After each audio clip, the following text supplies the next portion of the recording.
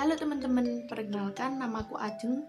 Di sini kelompokku yang beranggotakan aku sendiri, Salsa dan Hafiz akan menjelaskan tentang pengembangan silabus tematik. Nah, pasti kalian bertanya-tanya, untuk apa dan kenapa sih kita harus mempelajari materi tersebut? Aku kasih tahu ya. Setelah kita mempelajari pengembangan silabus tematik, kita akan tahu bagaimana sih langkah-langkah mempersiapkan pembelajaran tematik tersebut. Impresif, menantang kan? Maka dari itu, yuk simak penjelasan materi yang akan disampaikan oleh temanku. Nah, dalam pembahasan yang pertama, di sini saya akan menjelaskan yaitu langkah-langkah mempersiapkan pembelajaran tematik. Nah, dalam pembelajaran tematik ini ada 5 langkah yang harus dilaksanakan, yaitu yang pertama pemetaan KD, yang kedua menentukan tema, yang ketiga menyusun jaring tema, yang keempat menyusun silabus, dan yang kelima menyusun RPP. Nah, yang pertama dalam pemetaan KD. Langkah dalam pemetaan KD. Nah, langkah dalam pemetaan KD ini ada 2 tahap yang harus dikegiatan dalam pemetaan KD. Yaitu yang pertama, menjabarkan SK standar kompetensi dan kompetensi dasar ke dalam sebuah indikator. Nah, yang kedua, mengidentifikasi dan menganalisis standar kompetensi, kompetensi dasar, dan indikator. Lalu dalam langkah yang kedua yaitu menentukan tema. Nah, menentukan tema ini ada beberapa hal yang perlu diperhatikan dalam pemilihan tema. Antara lain ada prinsip dalam memilih tema, dari yang diketahui ke yang belum diketahui. Terus yang kedua tidak ada jumlah tema dalam satu semester.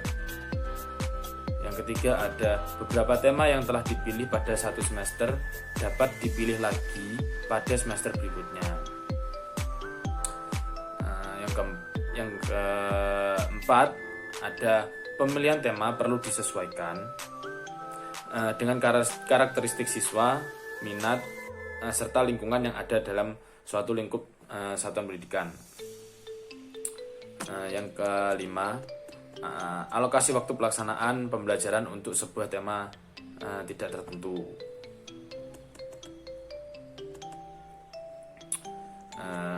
Lalu langkah yang ketiga yaitu menyusun jaring tema. Nah, di sini di langkah menyusun jaring tema ini kita dapat memadukan beberapa kompetensi dasar pada setiap mapel yang sesuai dengan tema. Nah, lanjut ke langkah yang keempat yaitu menyusun silabus. Dalam menyusun silabus ini adapun komponen silabus antara lain yaitu yang pertama ada identitas mata pelajaran, yang kedua ada SK atau KI standar kompetensi atau kompetensi inti, yang ketiga ada kompetensi dasar atau KD, yang keempat yaitu ada materi pelajaran, yang kelima ada kegiatan pembelajaran, yang keenam ada indikator pencapaian komponen, yang ketujuh ada penilaian, yang kedelapan ada pengalokasian waktu, dan yang kesembilan ada sumber belajar. Nah, lalu langkah yang terakhir yaitu menyusun RPP. Dalam penyusunan sebuah RPP ada hal-hal yang terkait dalam RPP, di antara lain yang pertama ada identitas mata pelajaran, satuan pendidikan, kelas, semester, mata pelajaran atau tema, lalu jumlah pertemuan. Lalu yang kedua ada kompetensi inti dari beberapa mapel yang dipadukan. Lalu yang ketiga ada kompetensi dasar dan indikator dari mata pelajaran yang telah dipadukan. Yang keempat ada indikator serta pencapaian kompetensi. Yang kelima ada tujuan pembelajaran. Yang keenam ada materi ajar. Lalu yang ketujuh ada pengalokasian waktu. Yang kedelapan ada metode pembelajaran. Yang kesembilan ada kegiatan yang meliputi Kegiatan pembelajaran ini meliputi pendahuluan, seperti guru membuka di saat mata pelajaran dimulai. Sebelum mata pembelajaran dimulai, guru membuka mata pelajaran. Ada isi yang berupa penyampaian materi oleh guru kepada peserta didik. Dan yang ketiga penutup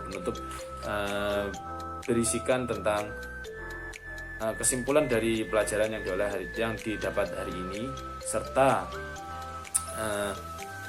doa penutup dari siswa.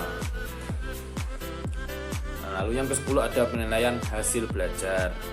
Yang ke-11 ada alat dan sumber belajar. Selanjutnya saya akan menjelaskan tentang menyusun langkah-langkah pembelajaran tematik.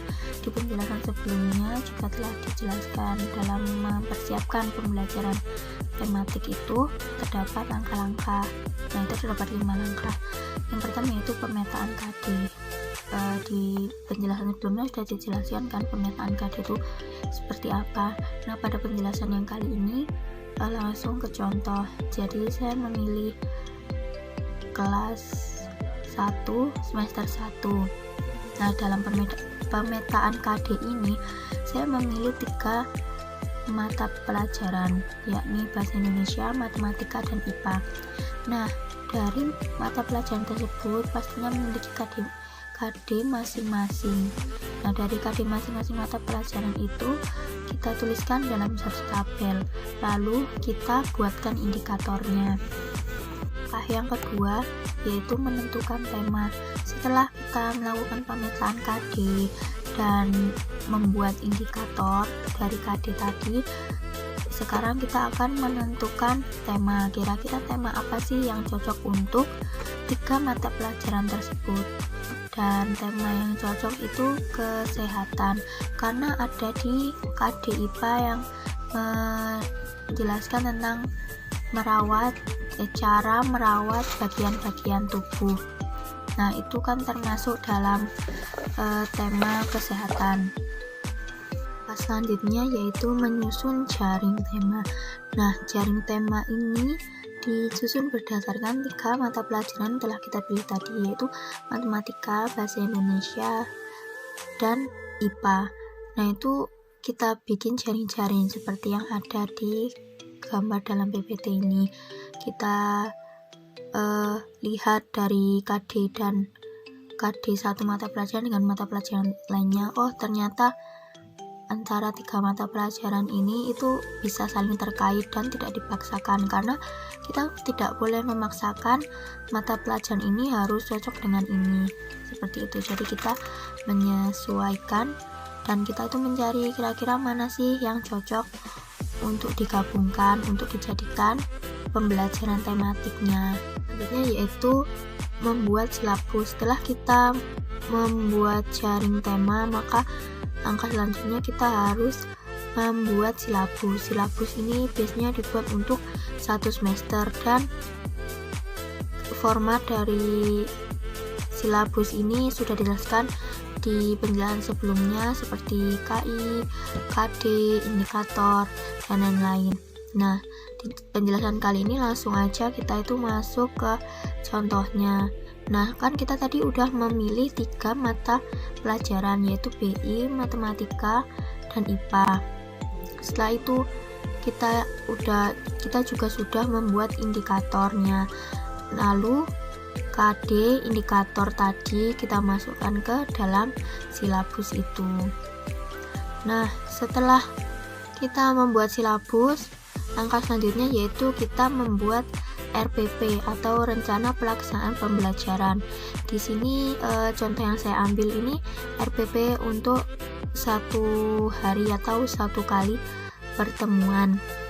Nah, di RPP ini isinya juga sudah dijelaskan sebelumnya, dan dalam RPP ini juga harus rinci seperti kegiatan awalnya itu apa, terus kegiatan intinya itu apa, dan kegiatan penutupnya seperti apa.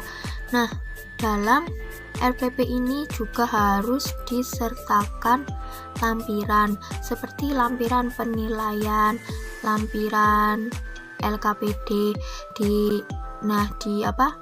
Lampiran penilaian ini ya berisi semua format-format penilaian yang digunakan guru untuk menilai hasil kerja siswa. Dalam lampiran tugas ini bisa dimasukkan misalkan nanti LKPD apa yang mau dipakai untuk menjelaskan materi di hari itu, seperti yang sudah ada contohnya. Naik delman pergi ke kota, jangan lupa beli alpukat. Demikian presentasi kita, semoga bisa bermanfaat. Bye!